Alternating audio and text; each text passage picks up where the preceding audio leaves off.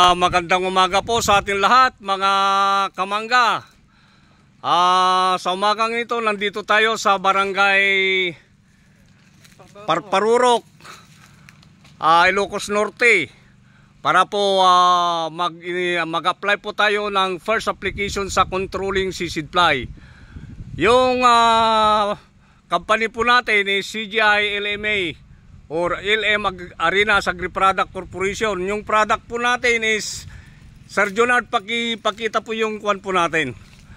Yan, yung application natin na i-apply po natin ngayon is Plant Catalyst, Green Nature Plant Catalyst. Ito lang po yung gagamitin po natin. 50 grams per 200 liters of water. Walang halo po ito kasi pag hinaluan po natin, mawawala po silang bisa. Kaya itong 38 DAPI na to, ito lang yung gagamitin po natin. Ito ay pre-prevent niya po yung tama ng seed fly. Wala akong pinapatay na kahit isang insekto ito, pero ini-spill out niya. Yung tested na po ito, yung tinamaan po ng seed fly, ito po ay may kakayahan siyang mang-cure. Kaya yan, magtitimpla na. In-extra po natin yung sa iba kasi tayo po yung cover ng video ito. Yan si Sir Jonard Espanto. At magtitimpla po na siya dito sa treatment ng Plant Catalyst. Bali 10 rin po ito. Yan, yan yung isang scoop mga kamangga is 10 grams. Kaya maglalagay lang siya ng 5 scoop bawat drum. Yan. Sir, pakitimpla na po, sir. Okay, yan. Ito po yung ginagawa po natin, talagang transparent mga kamangga para makita po natin yung epekto ng isang produkto kung talaga bang kaya yung mga controlling seed fly na yan. Okay. Okay, kalasan mo, sir, para ano? Natin para kasi po pag masobrahan po ng kwan yan, dosage, malinis po, tamang-tama. Maluluto po yung kwan na magiging kasoy, masusunog po yung butil po natin. Kaya yung first application sa 38 DAPI is nasa 50 grams per 200 liters of water. Mainam pong gamitin yan kasi isang produkto, walang mahanghang na amoy. Pwedeng pang sabon sa damit, pwedeng pang hugas. Yan.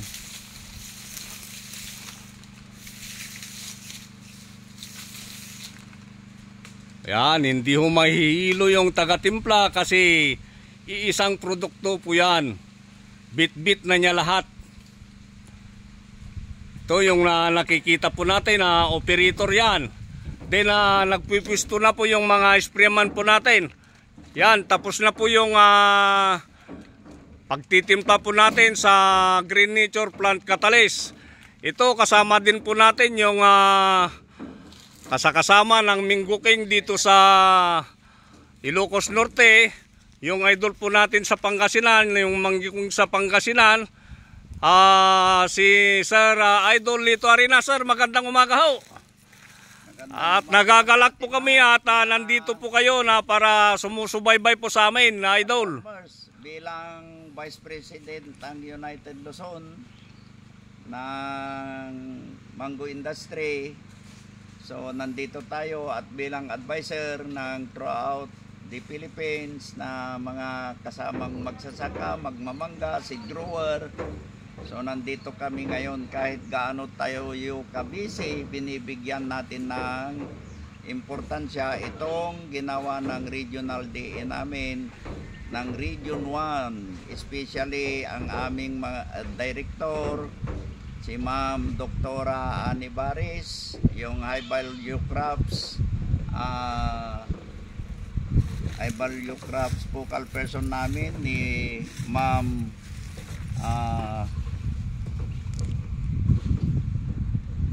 Maricar Bunggais, saka yung focal person ng mangga ng Ilocos Norte, ng Regional DA, 3rd Division Rondal. Then yung mga ibang participant na tatatlo ang natuloy dahil gusto nilang ipakita, i-promote yung mga kanilang product, kagaya ng IBA, kagaya ng Bitmate, at saka CGI company na ang product nila ay plant catalyst. So yun, kahit gaano ako kabisi, mga kasamang magsasaka kamangga, nandito tayo na sumusubaybay sa ating mga kasama, kasi kami ang mga farmer na nagpro-provide ng ating mga pagkain ng milyong-milyong Pilipino. So yun ang role namin bilang farmer. So very proud ako dahil isa tayong farmer leader na gumagawa ng paraan para makatuklas tayo ng makatulong sa mga farmers, kasamang mga magsasaka. Yun, at ako'y na-involved sa lahat ng halos commodities. Ngayon ay busy ako, nagpapatransplant ng todis na ng onion, dahil nag-venture tayo sa onion na naman na minimum dalawat kalahating hektarya na naman yung first na ginawa natin sa pagtanim at dry seeding ng onion. So kahit gaano kabisi, itong pagmamangga ay binigyan ko ng oras. So ganun lang po, maraming salamat. Ilocos Norte, ang aming National President, Regional President, at saka United Luzon Mango Stakeholder President na si Pare Carding Ricardo Tolentino. Yun po, maraming salamat. Regional DA ng Region 1, ng mga researcher natin na sumusubabay, Provincial Office ng Ilocos Norte, Provincial Office ng Ilocos Sur, then Provincial Office ng La Union, at Provincial Office ng Pangasinan. At ako'y nagpursyat doon sa ating Provincial Nursery kahapon na naka 15 drums yung pinabulaklak natin doon. Hindi ko pa na-post yung mga bulaklak natin na yung sitwasyon. So ganun lang po. Magandang umaga at maraming salamat. Ito ay ginagawa namin para lahat ng gustong mag-venture sa pagsasaka, lalo sa mangga na nag-stop na, mga huminto na, ay makakuha kayo ng idea man lang at para manumbalik ang production ng mangga sa Region 1 or the whole Philippines. Magandang umaga sa atin lahat. Okay, maraming salamat po Idol. Napakaganda po yung mga mensahe po natin kasi ini-encourage po natin yung mga huminto na sa pagmamangga. Dahilan po itong ginagawa po natin na Mango Seed Fly Control Challenge. Yan, mag-start na po yung pag-spray po natin. Nakita nyo naman mga kamangga, kaderby, yung pagtimpla po natin ni isang produkto, 50 grams per 200 liters of water. Yan, puntahan po natin yung unang treatment po natin na magamitan po ng plant catalyst. Ito po at nag-i-start na pong mag-spray ng ating sprayman. Ito po yung unang treatment po natin. Yan, plant catalyst number 1. Okay. Napakaganda po yung treatment po natin kasi maliliit pa yung ating puno ng mangga. Kung estimate po natin ito, nasa 10 to 15 years pa lang. Kaya kahit hindi na po akyatin, lagyan na lang ng tukod ay pwede na. Okay, pakita din natin yung mga ibang treatment po natin. Yan. Ang ginawa ko po dito sa bandang gilid para maganda po yung pagkakuan, marami at makukunti ang bulaklak. Wala tayong linagpasan kasi ang target po natin dito ay yung controlling seed fly. Okay. Andun yung isang sprayman po natin sa dulo.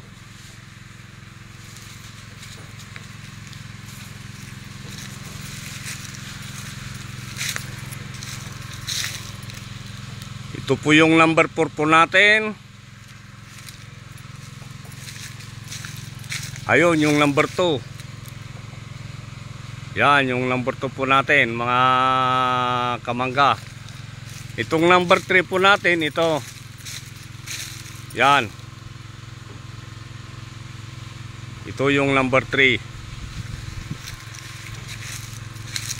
Ang number 4 po natin, ayun. Number 5.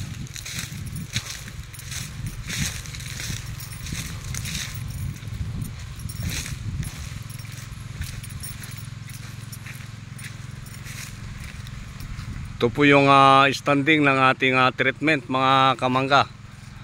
Kung napapansin po natin yung 30 days, ito po yung itsura ng ating butil. Wala akong nilagpasan kasi sa dami ng tapit na butil na to. Kahit madalang po yung ating bulaklak, marami pong bunga niyan. Gusto lang po natin may pamalas na kaya niyang i-control yung tama ng seed fly.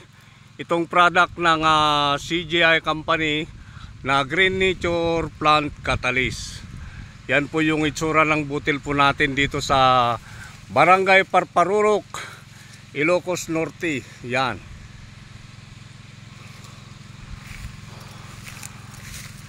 Ito yung treatment number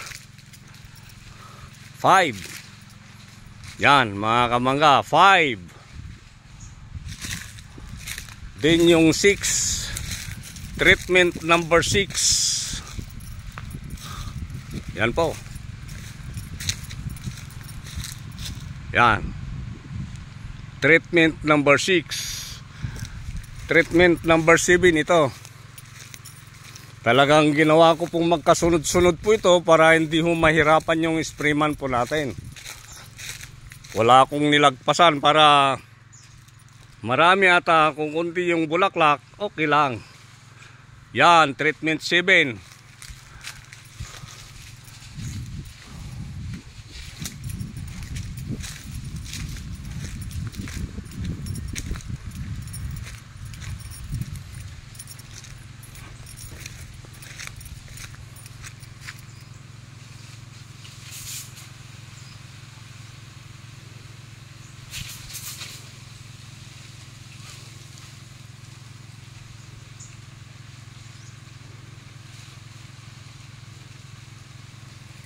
Yan yung treatment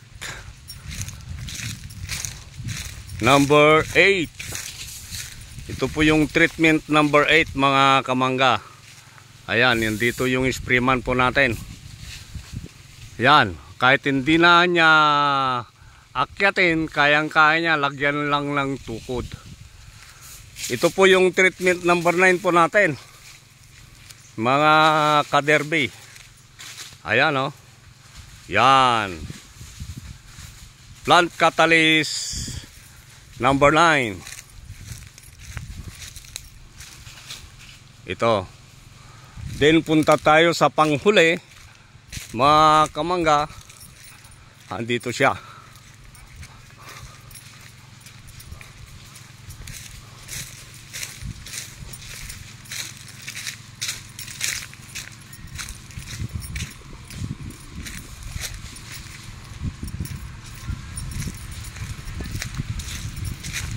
Yan, ito yung treatment number 10.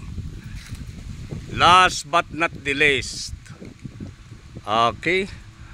Ito lang muna, mga kamangga. Alalahanin po natin na